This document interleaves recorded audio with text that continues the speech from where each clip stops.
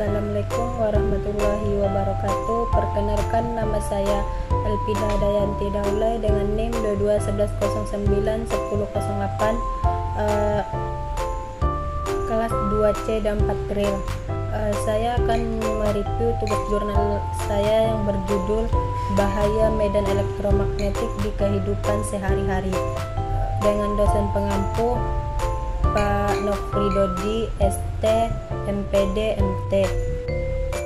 Dan di sini saya akan mereview jurnal pertama saya, resume jurnal dampak elektromagnetik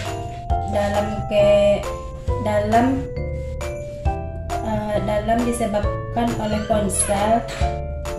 Ponsel suatu alat komunikasi berbasis listrik yang memiliki transmitter yang mengubah suara menjadi gelombang sinusoida kontinu yang kemudian dipancarkan keluar melalui antena.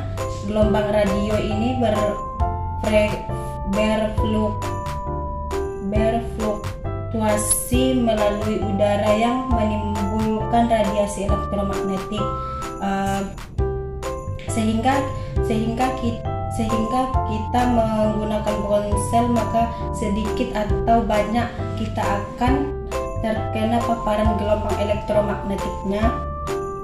Lalu jika sudah terpapar, apa dampaknya? Jika sudah terpapar gelombang elektromagnetik, efeknya bermacam-macam, seperti nyeri kepala dan pusing, kerusakan saraf otak, dan kanker otak.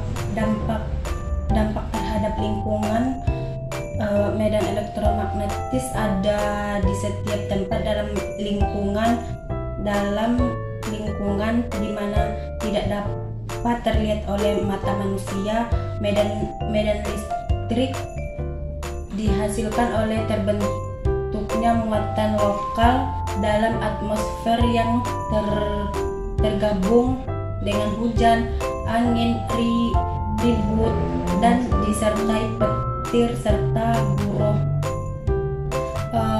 Dampak terhadap kesehatan manusia, ada medan listrik yang disebabkan oleh penyakit dan transmisi, serta medan magnet yang ditimbulkan oleh peningkatan penggunaan peralatan rumah tangga, perkantoran yang menggunakan tenaga listrik secara tidak langsung akan menimbulkan masalah, berpengaruh terhadap timbulnya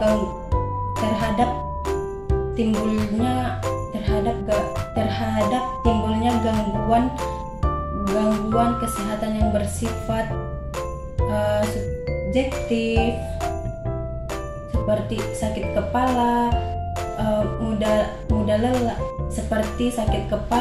lelah, gangguan alat pencernaan, gangguan sistem saraf.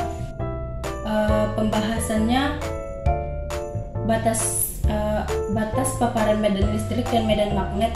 Ambang batas yang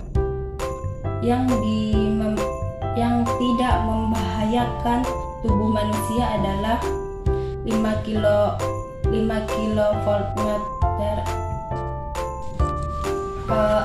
Batas paparan medan listrik dan medan magnet.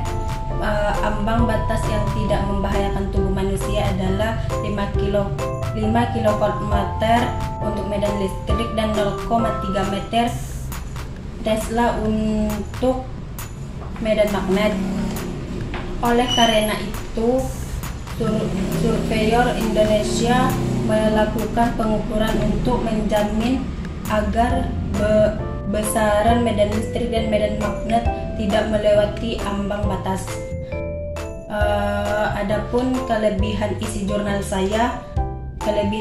saya memiliki sumber yang banyak, sehingga pembaca bisa luas pengetahuan, dan basis datanya yang berstruktur dan dukungannya untuk belajar menambah materi tambahan. Dan kelebihan isi jurnal saya yang saya dapatkan, kekurangan jurnal ini tidak mencantumkan footnote dan membuat nomor di daftar pustaka.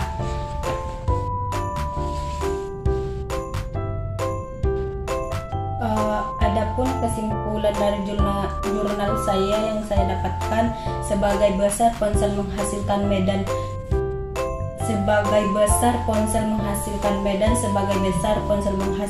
medan listrik dan medan magnet listrik, dan medan magnet lebih besar pada bagian isi belakang daripada sisi depan. Bagian sisi belakang daripada sisi depannya ini menunjukkan bahwa lebih aman menggunakan ponsel di sisi depan pada saat menerima panggilan. Yang kedua, tidak ada keraguan bahwa pemaparan sikat pada medan elektromagnetik yang tidak tinggi pada membahayakan. Yang ketiga, untuk mengurangi medan elektromagnetik maka dianjurkan agar penggunaan alat listrik rumah tangga harus minimal mungkin.